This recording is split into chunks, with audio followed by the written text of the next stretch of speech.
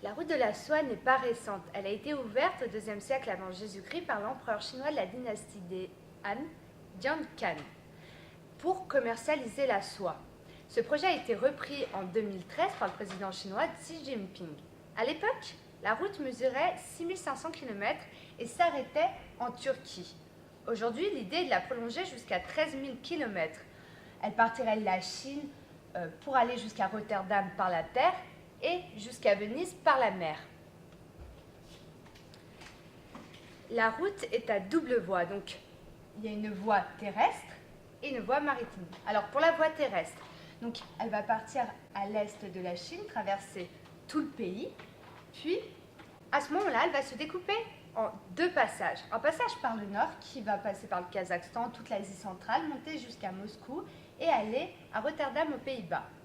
L'autre voie, qui débute aussi à l'ouest de la Chine, va passer plus au sud, vers le Moyen-Orient, donc Iran, Irak, Syrie, Turquie, et rejoindre elle aussi Rotterdam.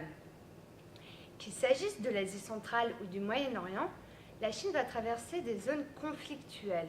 Donc, on peut se demander si justement elle va assurer une certaine stabilité. Après, la Chine entretient de bonnes relations dans la région, en ne portant aucun jugement politique ou moral. Elle véhicule d'une bonne image.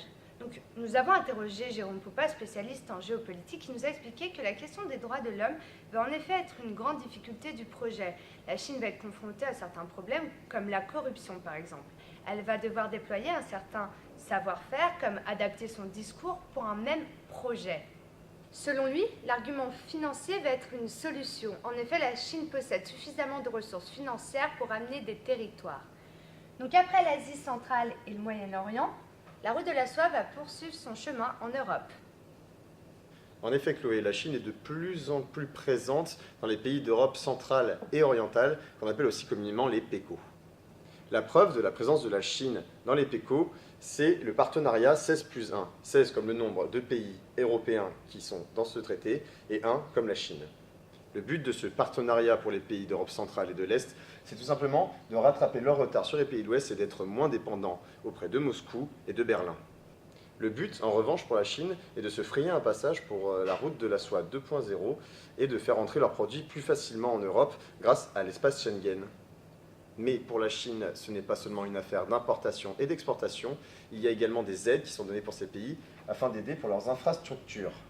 Mais la Chine n'utilise pas que des moyens terrestres puisqu'ils arrivent en Europe aussi par Venise, donc par les voies maritimes. Le passage ne se fait pas seulement par la terre, mais aussi par la mer. À savoir déjà que la Chine a une grande puissance maritime. Les 5 plus gros transporteurs chinois acheminent presque 20% des conteneurs mondiaux. Donc ce passage est particulièrement stratégique. Alors pour la route par la mer, elle va commencer à l'est de la Chine, donc longer les côtes dont le port de Zhangzhou, descendre au Vietnam, approcher donc la Malaisie, les Philippines, aller au sud de l'Inde pour rejoindre Djibouti, puis le canal de Suez, pour finalement s'arrêter à Venise. Attardons-nous sur les zones pour comprendre les enjeux et intérêts chinois. Alors en mer méridionale, il s'agit d'une zone disputée entre Pékin et Washington.